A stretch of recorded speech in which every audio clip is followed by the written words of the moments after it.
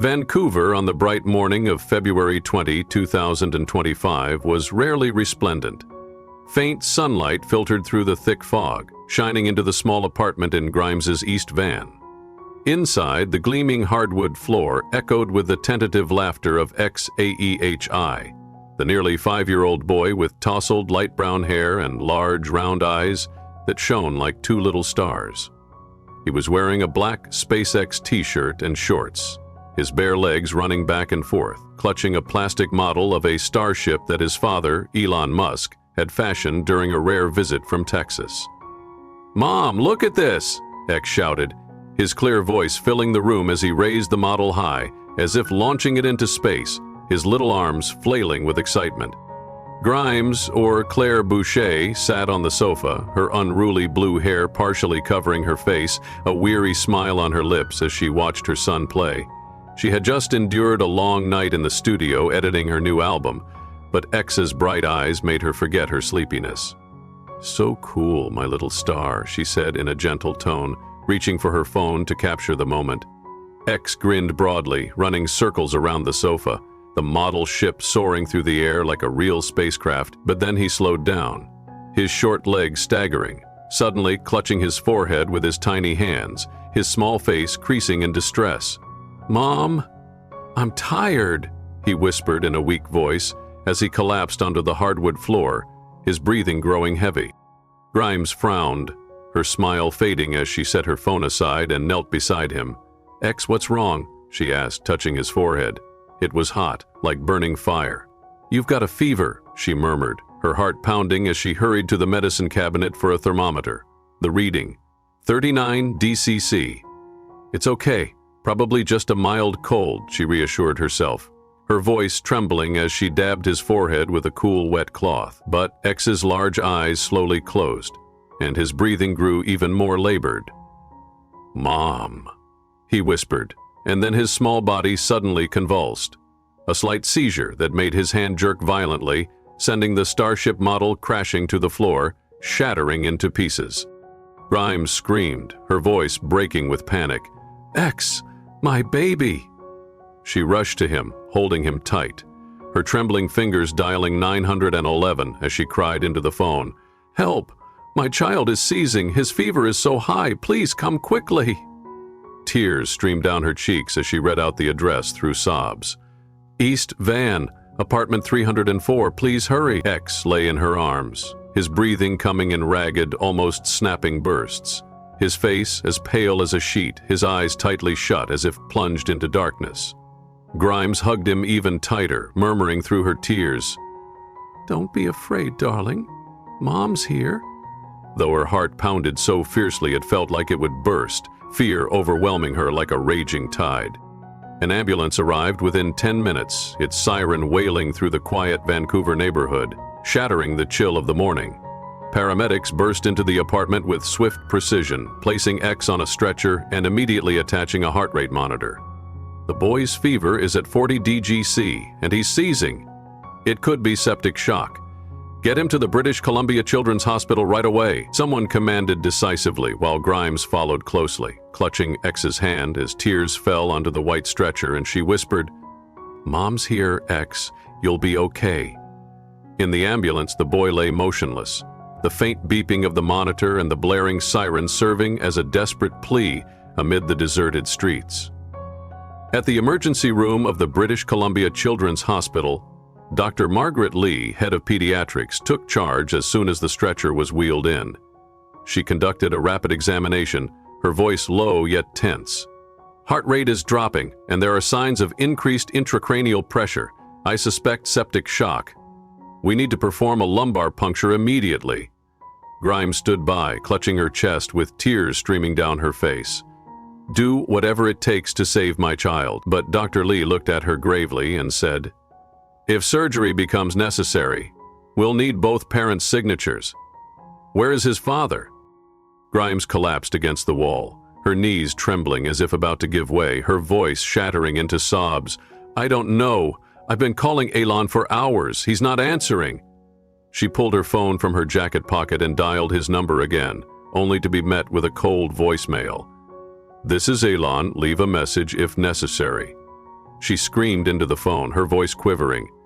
"Elon, X is gravely ill. Please call back, I beg you." Then she sent a text. "Our child is in critical condition. Where are you?" There was no reply. She typed another message about X, her hand shaking so badly she nearly dropped the phone.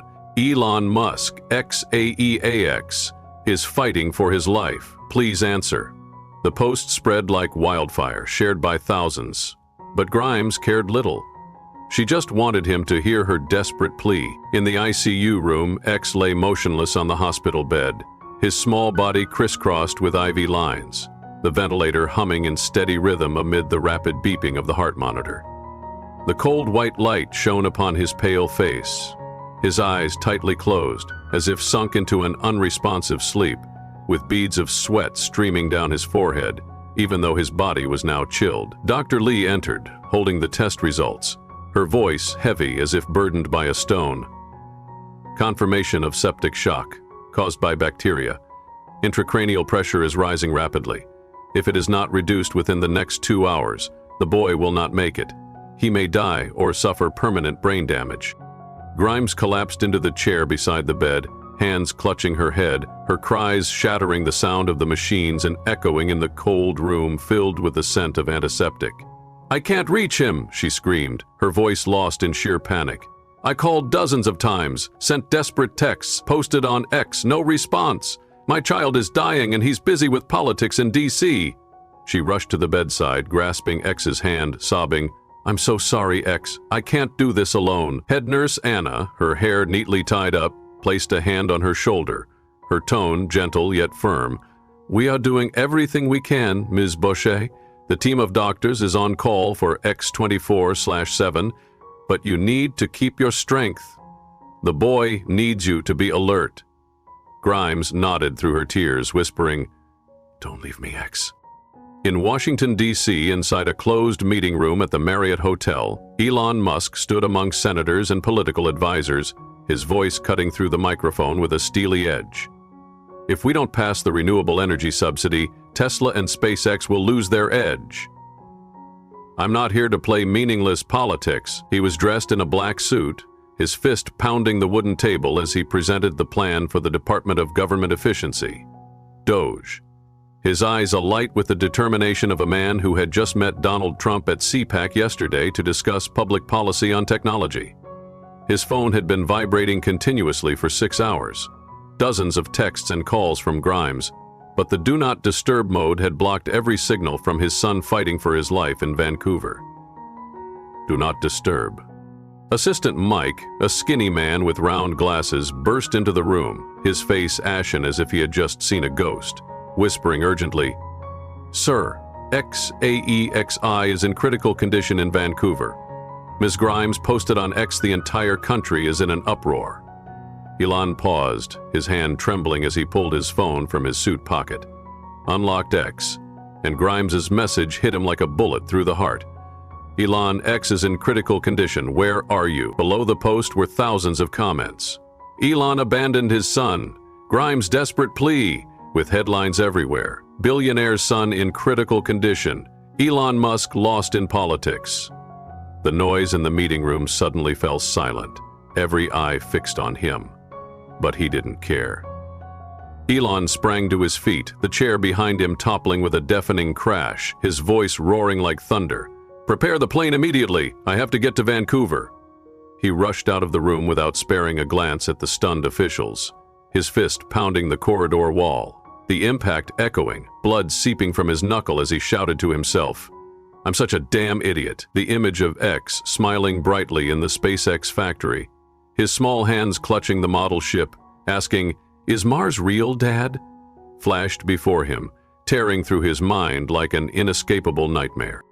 In the operating room of the British Columbia Children's Hospital, X's condition had reached a critical state. Dr. Margaret Lee stood at the bedside, her voice as taut as a stretched string about to break. "Intracranial pressure is soaring. We must operate immediately. We cannot wait any longer."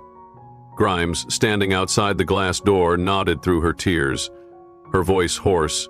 "Do it! Save my child!" Clutching her hands tightly, she screamed, "X, don't leave me."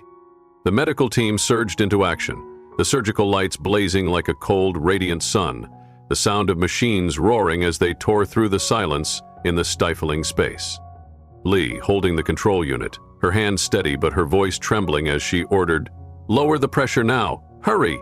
The boy lay motionless on the operating table, his breathing so faint it was almost inaudible.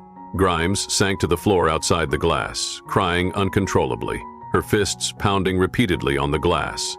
"Why isn't he here, Elon? My child is in critical condition." Nurse Anna rushed over, embracing her tightly, whispering through her sobs, "They are the best team. We still have a chance for the boy. Stay calm, Ms. Boucher." But then, amid the clamor of machines and chaotic beeping, Dr. Lee suddenly stormed out of the operating room, her mask pulled down, her face ashen, shouting, "There's a complication. We need specialized medication from the US immediately. Canada doesn't have it available." Grimes leapt to her feet, screaming like a wounded animal. "How could this be? My child is in grave danger. What are we going to do?" She rushed to her phone, dialing Elon one last time, her voice breaking in tears.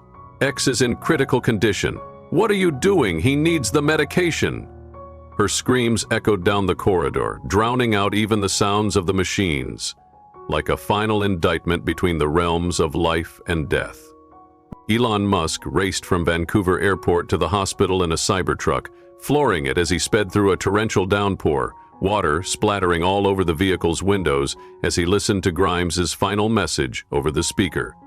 "I'm going to get the medication," he roared, his voice booming like thunder amid the rain, his fist slamming into the steering wheel, blood trickling from his knuckle as he called his assistant over the radio. "Send a plane loaded with specialized medication from DC immediately. No matter the cost, no matter the rules, do it now." He careened into the hospital's parking lot, leapt from the truck and charged straight into the ICU, his leather shoes stomping hard on the wet floor, leaving long water tracks behind. He burst into the corridor and saw Grimes shivering outside the operating room, her face streaked with tears, her hands bloodied from repeated punches against the wall. "Claire!" he shouted, charging toward her, but she shoved him away, screaming like a raging storm. "Where were you when my child needed you? He's been seizing all day, feverish to delirium, and you were busy in meetings with Trump and those politicians in DC?" She lunged at him, landing heavy blows on his chest, each punch a release of all her fear and anger. "I called you when he was exhausted, when he collapsed, when he was seizing in my arms, and you didn't answer. You let him get to this fragile state." Elon grabbed her wrist, his eyes bloodshot and blazing through tears, his voice growling. "I didn't know, Claire. My phone was silent. I didn't hear a thing. I never meant to abandon him." He pounded the wall beside him with such force that the impact drowned out the sound of the rain outside, blood dripping from his hand onto the floor in vivid red droplets. "I screwed up. I'm a damn lousy father. But what about you? You let him get this sick, staying in the studio all night, leaving him in the hands of some stranger nanny, and then blaming me. He's been feverish all day and you didn't notice?" he panted, tears falling. "We're both at fault. But don't let our pride cost him his life." Grimes wrenched herself away from him and lunged forward to punch him square in the chest once more, her voice rising amidst her cries. "I've been with him all week, wiping him when he trembled. I saw him tired, but I thought he just needed rest. Maybe I was wrong. But you're his father, Elon. Where were you when I pleaded with you in every single message? You chose SpaceX, Tesla, that Doge scheme over him." She collapsed into him, sobbing uncontrollably, her hand clinging tightly to his jacket. "He needed you from the start, and you wouldn't listen to me." Her screams echoed down the corridor, overpowering even the sound of the nurse's hurried footsteps, like an indictment that no one dared to answer. Elon held her tightly, disregarding her strikes, his tears mingling with the hair on her head, his voice trembling amid her crying. "I'm sorry, Claire. I should have been here. I should have listened. I didn't know he had a fever, didn't know he was seizing. I'm such an idiot. But I'm here now. The medication is on its way." He slumped down, his head resting against her shoulder, his breathing ragged. "I can't lose X. I cannot lose him. I'll do anything to make this right. Anything." His voice broke, merging with Grimes's weeping, the two of them clinging to each other amid the storm of anger and their love for their child, in the cold hospital corridor, where X was fighting for his life. Dr. Margaret Lee burst out of the operating room, her mask pulled down, her face weary yet her eyes lighting up with a hint of relief. The medication just arrived. We administered it in time. Everything is under control now. The intracranial pressure is down. The boy has passed the critical stage, but he still needs to be closely monitored. Grimes and Elon rushed into each other's arms, tears blending together, their anger melting away into the lingering fear, replaced by a silent promise between them. The next day, the pale sunlight of Vancouver streamed through the recovery room window, piercing the thin curtains and illuminating the wan face of Æ Xii. He lay on the bed, the IV still inserted into his tiny arm, but his large, round eyes were now partially open, reflecting a fragile spark of life amid the pale blue hues. "Dad? Mom?" X whispered, his youthful, trembling voice barely audible, his little hand reaching out in the empty space beside him. Grimes rushed over from the chair at the bedside, where she had stayed awake for 2 whole days, her red-rimmed eyes now bright through tears. "Mom's here, sweetheart," she cried, clutching his hand tightly, bending down to kiss his forehead, the warmth of her lips a silent promise. Elon, standing on the other side of the bed, immediately dropped to his knees, his calloused hands, so used to holding a pen or typing on a keyboard, now trembling as they touched X's hand. "Dad's here, X," he said in a gravelly voice, tears streaming down his unshaven face. "I'm sorry. From now on, I'll never leave you." X looked at them, his chapped lips forming a faint smile, as delicate as a gentle breeze. "I am tired," he whispered, then closed his eyes again, drifting into a peaceful sleep, his breathing steadier under the watchful eye of the heart monitor. Grimes and Elon sat there, exchanging glances across X's bed, the silence between them heavy with unspoken understanding. No more yelling, no more blame, just the steady beeping of the machines and the tender warmth of their son's small hand. Grimes looked up at Elon, her voice trembling but no longer angry. "We almost lost him, Elon. We really did." She took a deep breath, tears falling once again. "I think if you had been here from the start, if you had answered when I called, X wouldn't have gotten this far. But I was wrong too. I let him play too long. Didn't notice when he was tired. Didn't take him in for a checkup sooner. I always thought he just needed rest, but he got sick right before my eyes." She bowed her head, clutching X's hand tightly. "I don't want to argue about who's more at fault anymore. I just want our child to get well." Elon nodded, his eyes bloodshot as he looked down at X, his voice deep yet shattered. "I should have listened to you. I should have been here when he needed me. I was busy in meetings, with Trump, with Doge, with those damned policies, not knowing that my son was seizing, feverish to a critical point in your arms." He lightly punched his chest as if punishing himself. "I'm a lousy father. I chose work over him.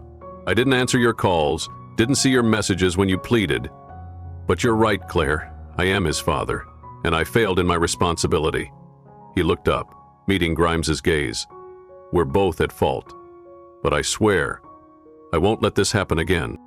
Grimes nodded, wiping her tears with her sleeve, her voice softening. "Me too. I don't want to argue anymore. I just want us to be here, together, for X." She looked down at the boy, offering a faint smile through her tears. "You are everything to us, X. Mom and Dad will do better." Dr. Margaret Lee entered, her voice tired but relieved. "The boy is stable now. The medication has controlled the bacteria and his intracranial pressure is decreasing, but he needs rest, and so do both of you." She looked at them, her eyes behind her glasses reflecting empathy. "The boy is stronger than I thought. But next time, act sooner." Elon and Grimes nodded, rising together, their hands still clasping X's. They walked out into the corridor, leaving X to sleep peacefully under Nurse Anna's care, and stood there, looking at each other in silence. "We have to change," Elon said, his voice deep but firm. "No more politics, no more studio. X is the priority." Grimes nodded. I'll postpone the tour. Our child needs us more than anything." They realized that this incident was not just about an illness that almost took X's life. It was a painful awakening to the cost of indifference. A harsh lesson that love is not about promises forgotten in the tide of ambition or art, but about being present when the cry needs to be heard the most. Grimes and Elon, amidst the anger and blame, faced the bitter truth. They both loved X, but that love became meaningless when they let the boy fall to the edge between life and death. Grimes, by being so absorbed in her creativity that she failed to notice the signs of illness during his play, and Elon, by being so immersed in politics and technology that he ignored dozens of rescue messages from his son's mother. The unforeseen incident no one could have predicted became a whirlwind, thrusting them into a storm of awakening. From the first cry of X as he seized on the floor, to the sounds of machines in the operating room, they realized that children do not wait while their parents are preoccupied with the world outside. As they stood there, holding each other's hands over X's bed, they not only saved him, they saved themselves, relearning a simple yet costly lesson. Family is not a place to prove who is right or wrong, but a place to sacrifice, to put your children above everything, no matter how grand your dreams may be. Under the now clear Vancouver sky, with stars peeking through the hospital room window like little lamps of hope, Grimes and Elon sat beside X, listening to his steady breathing. A sound more precious than any song Grimes ever composed or any rocket Elon ever launched into the sky. This story is a reminder that in a world full of ambition and chaos, the greatest achievement is not conquering distant stars or composing immortal melodies, but keeping the small light of those you love from ever going out. If this story has touched your heart, don't forget to share your thoughts about the story and let us know which city you're watching from. We'd love for you to share its message by liking and sharing it with your friends, helping us reach our first milestone of 1,000 subscribers, which means the world to us and allows us to create more meaningful stories for you. Thank you for your support, and we'll see you in our next story.